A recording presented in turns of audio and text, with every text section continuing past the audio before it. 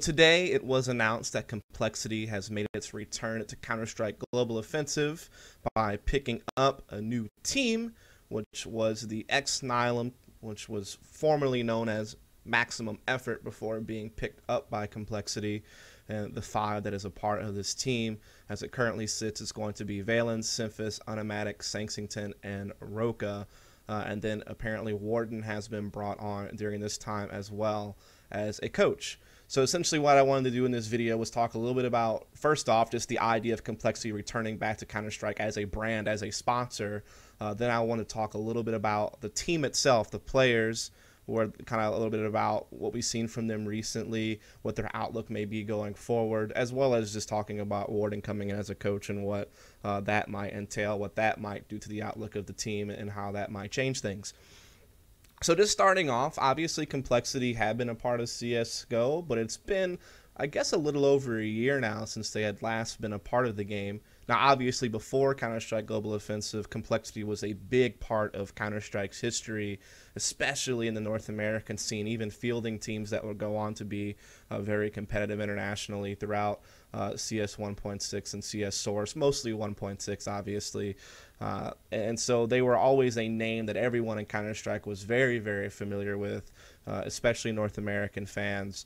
And so it was definitely exciting to everyone when compLexity had joined Counter-Strike Global Offensive the first time. And obviously when they first joined the scene, that's whenever they picked up, I guess a lot of the people, or most of what is now Cloud9 originally came from that compLexity lineup, or at least the past iterations of Cloud9. So obviously back when Cloud9 still had Hiko on the team, and then you had Nothing and Sean Gares, of course, and then they had Swag, you know, for a long amount of time as well on that team, and then Symphus was obviously a part of it as well. So I guess Symphus is kind of making a return to the compLexity brand with this move, so to speak. And then Warden is as well, as a coach, though from a different generation.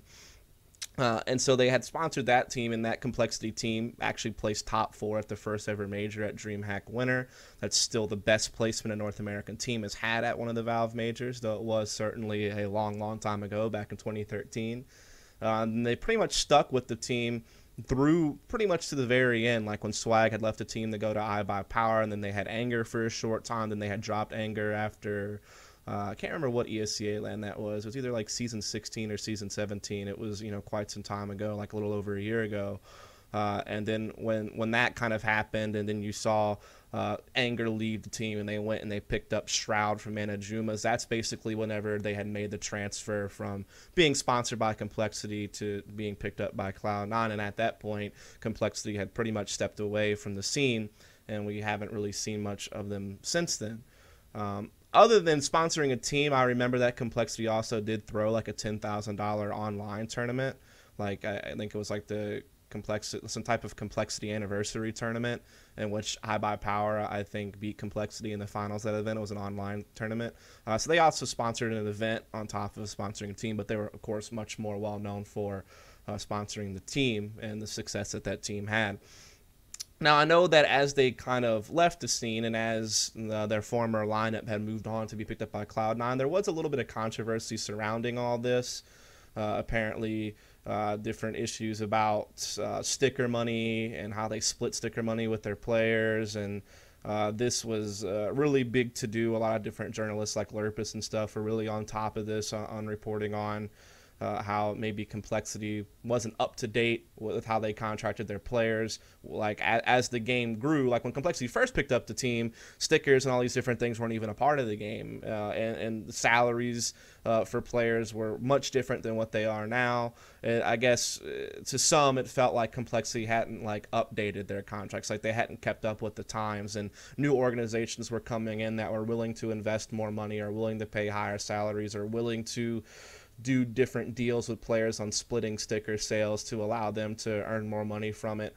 Whatever, I'm not even 100% sure what, in fact, the final details of all that were. Obviously, many of these contract, you know, things are behind closed doors and aren't open to the public, obviously, and so we can't ever really know what the negotiations were and who offered what, who had what on the table.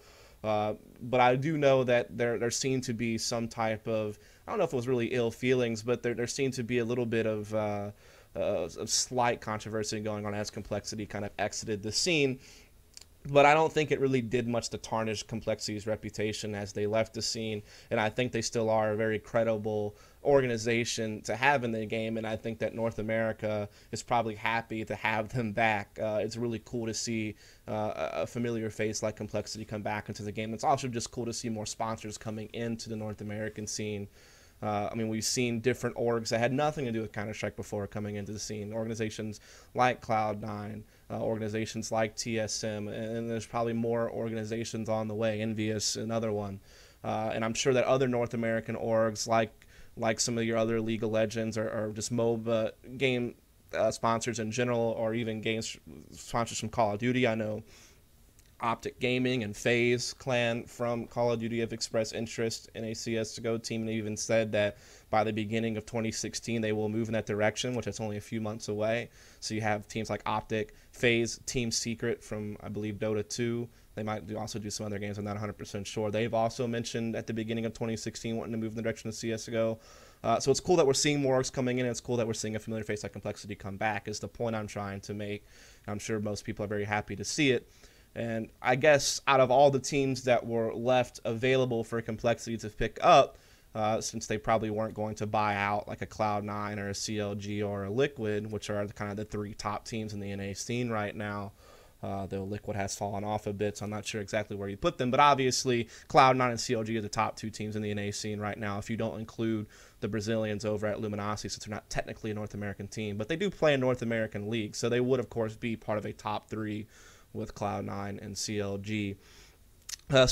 So outside of those teams, and then outside of, like I said, Liquid, who's a pretty big sponsor, that seems to support their team quite well, it was kind of like up in the air. I mean, the teams that were out there that were available that they could negotiate with were probably teams like Sponsorless, basically the ex-Tempo Storm, with, you know, Shazam and Rick staying behind from that lineup, and then picking up the trio from the former Elevate, which is, you know, your Dat, Snaf, and Rush. That was one team maybe. Then you have, you know, the ex-Luminosity, currently known as Mythic, having just picked up XP3, still having Devawalk and Pit and Anger and Lex. And then you have, you know, this team, the team that they wound up going with, Maximum Effort. And those were probably the three teams that were the most likely to be picked up by an org if you were going to pick up a North American team. And out of those three teams, I suppose that Maximum Effort probably did have like the most potential as a team. They seem to have some of the more experienced players on their team in comparison to the other two. Well, I guess that's not entirely true. I guess all of them have almost about an equal amount of experience nowadays. But as far as just having maybe the most skill on their team out of all of them, that's arguable too, I suppose. So I guess the point I'm trying to make is that they were one of three teams that were probably of interest for an org trying to come into North America. And I'm sure the other two teams that I've mentioned will at some point probably find a sponsor as well. I don't know if it'll be at the same caliber of a compLexity or some of the other brands I've mentioned. I'm not sure if it'd be a team like FaZe or Optic coming in and picking up one of those guys. I mean, who really knows? I'm just saying that there's three legitimate teams out there in NA who need sponsors, and, you know, compLexity went with this one. And like I said, it's cool to have them back. Now, just talking about the actual outlook of the team, I did a little bit of a piece on Maximum Effort, the ex-Nylum, on the last State of NA vlog I did, which was like episode 22 of the series, and I kind of did like a 5 or 6 minute bit about them in that video, so you can go check that out if you want. It talks a little bit about some of the players who are still on the team. Obviously, they made some roster changes since then, with Hiko leaving the team, and for right now playing with Liquid as a stand-in or a tryout or whatever. I'm not really sure what it technically is anymore, or what will ever come of that, but obviously he did, you know, state that he's no longer playing with this team for sure, and we've seen him with Liquid, so we can, you know, he's gone. Then they dropped Desi as well, who had replaced Unamatic, who had left to go play with ex-Tempo Storm at the CEVO Season 7 finals, as well as the Cologne qualifiers, but now he's basically made his return back to the group after Hiko and Desi left the team. And so what you're left with then is kind of the five I mentioned at the beginning of the video, which is Valens and Symphis and Sanks, who have been with the team for quite some time now, ever since like the end of the CEVO Season 6 finals, and I think like the Season 18 ESEA LAN. So you have those three guys, and then they picked up Roca and they brought back Unamatic, and that's the five that you have. Now, an outlook on the team, looking at what we've seen so far since this 5 has come together, we've seen them play a couple of matches in the CEVO Season 8 Pro League, or at least that's what I've most seen them at. And in that Pro League, they've kind of had some mixed results, I guess you could say. We did see basically that they tied the X-Tempo Store team, the sponsorless team, which was like Automatic's former team. They tied them in a series, so each team took a map in that particular game. And then we also saw them lose a series to 3s Up, the former Affinity, which was definitely kind of an underdog team in probably most people's eyes going into that game. And they did drop the whole series entirely. So I think that probably didn't look so hot maybe. They also played in the RGN Pro Series, if I'm not mistaken.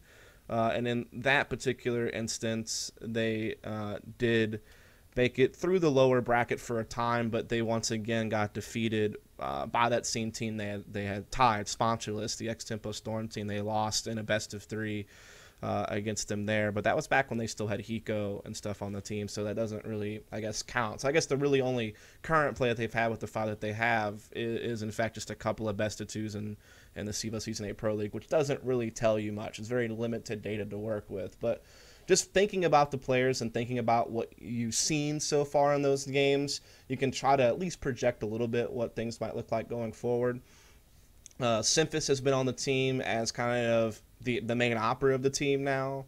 It seems like he's usually toting the op on both sides of the map whenever they do have an op. Sometimes you will see someone else use it, like a Sanxington or something like that. They're running a double op setup, or maybe situationally, if Symphis wants to use the rifle or Sanx really wants to op, or whatever the case may be, you may see someone else use it. But for the most part, it is Symphis taking on the opping role of the team. But he's also like a secondary aggressive rifle that can be used when he's not opping.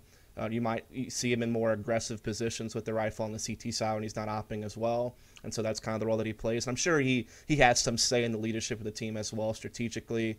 This leadership dichotomy probably that exists between him and Valen, similar to maybe what existed between him and Sean Gares on Cloud9 and compLexity in the past, whenever they were together there. So that's kind of the roles that he plays on the team from what I can tell. Valen's obviously the in-game leader and one of the more support rifles or lurkers on the team. Then you have Roca, who also seems to be kind of one of the extremity players on the team. He seems to be kind of a guy that can play one end of the map by himself while like Valence plays the other end of the map, and then you have like a trio of 3. Or in some cases, I've even seen it where like Roca's playing one extremity of the map, and then you have maybe even Automatic or something playing one extremity of the map. Then you have like Valence, Stanks, and Symphis kind of traveling in a pack of 3. So Roca very flexible in that way that he can kind of play an extremity, like a soft lurking role almost, even though he is kind of an aggressive rifler. He even did this with Elevate in the past, where he would kind of play some solo positions like Squeaky Door on Cash, or like Upper B on Mirage and default spreads and different things like that. So he has that flexibility of being kind of an aggro rifler that you can use in somewhat of an entry role, but also being a guy that can kind of be a solo player playing one of the extremities of the map and eventually help out the team whenever they do go for an execute, or if they decide to go on the side of the map where the other extremity player is, like in these instances a Valence or maybe even an Automatic, then he can kind of lurk to the other side of the map and cut off rotations and things of that nature. Now, Sanxington is, like I said, can be a secondary opera on the team. He also can be one of the main entry fraggers on the team as well.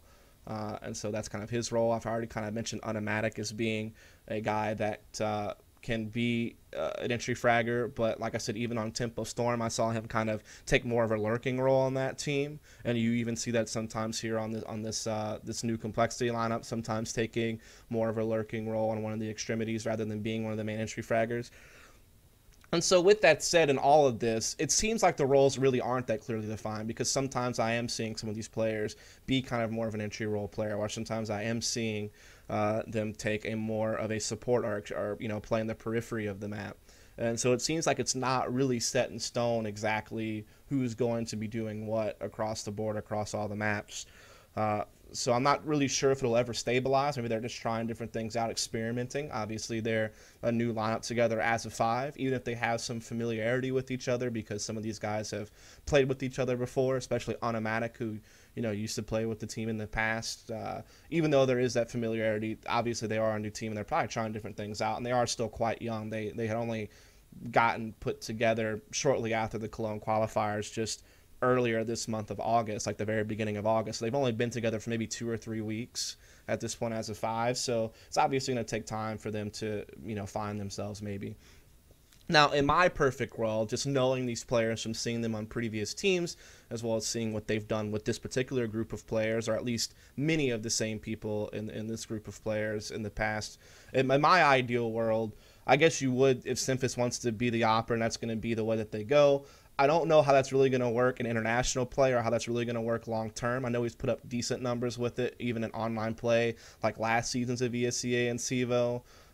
Whenever he was doing that, back when Hiko was still on the team and he was opping full time, then, though they never made the playoffs of either of those leagues, and they didn't qualify for Cologne either. So their results don't seem to be up there consistently, like at a top 4 level to where they can be qualifying for these types of things whenever he has been the opera of the team. I'm not saying it's necessarily his fault. Like I said, he's definitely shown at times to be able to produce with it in some of their online regular season matches. But I just feel long term, I don't know exactly how that's going to work out. I feel like he's much better as kind of his secondary entry rifle type fragger, and then it would make sense to have someone else kind of take the op on the team, whether that be a different player entirely than what's on the lineup or what. But yeah, I mean, I guess ideally you would just keep him the opto. If you're going to keep this 5, it wouldn't make sense for him to keep opping and keep doing that role as long as he can, perform reasonably to what he's been doing so far with it. So I would just ideally leave it like that for now. And then obviously you have Valence being the in-game leader, support player, type lurker player. That's fine. I would leave that the way it is also. But in my ideal world, I would have like nsync and Automatic being the entry fragging duo. And this is what we saw on, Nylum back during the Season 6 TiVo LAN. When we saw them, competing pretty well against CLG, beating what is now Mythic, prior to them picking up the Swedish players. And then even challenging Virtus Pro at the Season 18 ESCA LAN, like playing some good maps there. And then they beat Cloud9. They eliminated them from the tournament.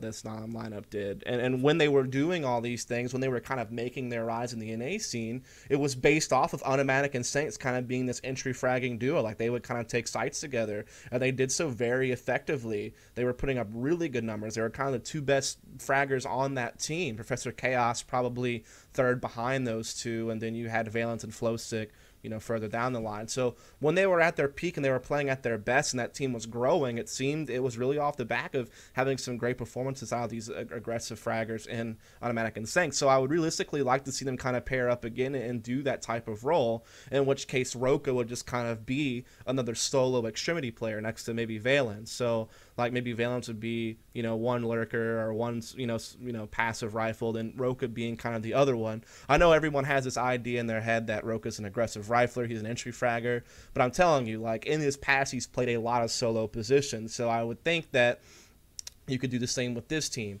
So in like an ideal world, let me just stage it up on a map and on a particular execution so you can kind of see what I'm talking about. So let's say we're playing Cache, very popular North American map. A lot of North American teams rely on this map and like to play it a lot. So with that, if we're just using Cache, let's just use the T side of Cache. And so you have Valence lurking one side of the map, maybe B or something like that, right? And then you would have Simphis with the op. Maybe he's boosted mid or just playing mid garage, or maybe he's like at a main looking for picks, or maybe he's even going squeaky door looking for picks. I don't know. He's floating all around the area with the op. Let's just say that, right? And then you're going to have Roca maybe play like the squeaky door, and then you would have Automatic and nsync inside a main. So if you were going to do some type of a hit, maybe Valence shifts into like mid to cut off rotates and mid garage. You have Simphis with the op, as well as Automatic and nsync being the main entry fraggers coming out of a main, and you have like Roca squeaky door coming out. So that's kind of what I mean. You have these types of people playing the extremities, like Roca and Valence doing the extremity roles, and then the other 3 guys kind of maybe playing in a pack looking for picks. And maybe sometimes you would have Valence as a support player kind of playing in a pack next to the op Simphis and one of the entry fraggers, Automatic or nsync, and the other entry fragger playing the other extremity of the map as well. So I'm not saying that has to be finite, what I said, but I think that this is realistically the best way the team would work out. And I guess I've seen hints of that in some of the games I've seen them watch so far, but again, I see them like kind of move around quite a lot as far as like swapping positions. Like sometimes someone would take point here, but sometimes they'd be lurking the other end of the map. So it seemed like their roles weren't really set up well. Like I said, again, though, they're a new team, going to take time, but this is how I would envision the roles on the team. And if they did those roles, I think that they could eventually do pretty well. But what are some of the problems the team might have? Well, one, if they never do find these set roles, or if they wind up putting players in positions where they can't really produce. So, like, I feel like you're better having automatic instincts and leading the charge all the time on the main area of the map you want to attack in an ideal world, rather than having one of those guys play a solo position by themselves on one end of the map. I think that would yield you not getting the maximum potential out of them. So that could be a problem. I think the leadership dichotomy between Valence and Syphis could be a problem. We saw it was a problem with Sean Gares on Cloud9. I think Kiko even spoke about it a bit when he was doing the Vulcan show with Sadakist and Steel and some other interviews that he's done. He's kind of even mentioned that there were at times where Syphis did kind of push the issue on force buying or different things like that. Though at the end of the day, the leader does have the final decision. Syphis may make a suggestion. If you tell him no, then, I mean, I'm sure he would go along with that. But maybe if you have like a leader that's not as, I'm trying to think of the word, like not as strict or not as driven, not as headstrong, you know, maybe not willing to say no, maybe just kind of going with the flow on the suggestions they're getting rather than filtering them properly, then you can still have issues with some type of leadership dichotomy there on competing visions of how to lead the team. So I feel like that could still be a problem. Maybe it's gotten better. Maybe it can get better. I'm not sure, but that could certainly be an issue on this team. Another issue, like I said, could be Symphis's op. How good is it really going to be against some of the other top ops in the scene? How is it going to stage up internationally? Is it really going to yield you the results that you need? I think that's yet to be seen. In the lands we have seen Symphis play out with the op, granted there's only been one, the Cologne qualifiers. That team had like no practice together really and no preparation, and the motivation was in the shitter apparently, according to an interview Hiko did in that same Vulcan halftime show episode. So it's kind of maybe hard to judge it off the back of that, because that team really seemed like it was already falling apart before they even stepped into the event, in which case they were probably never going to do well no matter what. So I think it's yet to be seen whether Syphis can carry it to a LAN level and be able to compete against some other top oppers and hold his own or produce for his team in that role. So that could be another area of concern there. So basically I've mentioned some of the other roles on the team, the leadership dichotomy, and this whole deal with the opping role. Hopefully compLexity as an org coming to the team will cause there to be no further issues going forward with motivation and putting in practice and putting in time, which those were some of the things the team did struggle from in the past. So hopefully those obstacles have been eradicated by the compLexity sponsorship. And now I'll just kind of leave it at that as far as talking about some of the highs and lows of the team and the outlook. Like I said, I think they have some really good fraggers, especially, you know, automatic Syncs and Roca, 3 very good riflers in the North America team. If they're used correctly and they can flow together well as a team, they can certainly bring a lot to the table. And so I think they have a lot. They could have a lot going for them on this team if they figure out the roles and if they avoid some of these issues that I've mentioned. Now, the third and final thing is talking about Warden being on the team as a coach. He was a coach for Liquid for a very short time, but things didn't work out there. I've heard competing stories on that. I've heard stories about how he just wasn't really available enough to help out the team, but I've heard that another issue is that like the team wasn't receptive enough to him and it was kind of like a waste of his time. So I've heard competing visions about that. Thinking about Tempo Storm, which is the team he coached after Liquid, which we just saw very recently at the Cologne qualifiers and the CIVO Season 7 LAN. From what I understand, the team really enjoyed having Warden on the team. They really felt like he helped them a lot. He brought a lot of experience. We did some listen-ins on the team when they were playing like Navi in one of the group play decider of their group at the CIVO Season 7 LAN. And even listening in, you could tell how Warden was kind of making calls for them. If someone was missing a call, he could kind of pick it up and be like, hey, you know, here's the call. You know, are you listening? Or like, hey, pay attention. Like, this is the call. Or you know, he would like remind them of things like, hey, their money is low, or like he would help them kind of read the economy a bit, or he'd help them read like, hey, you're in a 2v3, watch out for this. You know, he would kind of in the middle of rounds be able to inject some extra communication that maybe was lacking, or draw attention to things that maybe the other team wasn't paying attention to enough, or whatever. So he had really some value in some of the input he could have mid-round without actually leading the team. He would just let them run themselves, but he would bring to their attention things he felt were important or things he felt that they were missing out on, and it seemed to work really well. Obviously also helps the team maybe prep and practice on Tempo Storm. You would even see him in between rounds, like giving a suggestion for a tactic not very often. He would kind of let Stanislaw, who was the in-game leader of that team, kind of call the tactics. But maybe if they were running out of ideas or something, or maybe if he just really felt he had a good read on what their opponent was doing and they weren't seeing it as well as he was, maybe he would actually suggest a tactic to be used. So he seemed to have some real value on this Tempo Storms team from what I personally heard from listening into the team at LAN and from what the players on the team at that time told me about him throughout their preparation process for the CEVO Season 7 Finals and Cologne qualifiers, and just talking to them at the CEVO LAN at the event. We were in a room together, all 6 of us, and we were kind of talking about it. And even talking to Rix privately or Shazam privately in some interviews I had done, or just not even on camera, just having a private conversation where there was no risk of them saying anything that would get them into trouble, seemed to really value Warden on that team as a coach. So Warden comes onto this compLexity team as a coach now. In all those things I just said about Tempo Storm, I feel like he could carry over those same positives to this team, being able to help them mid-round, focusing on things or bringing things to their attention or offering suggestions, or maybe helping them prep and practice. All these different things that I've mentioned that he did there could carry over, yes, certainly.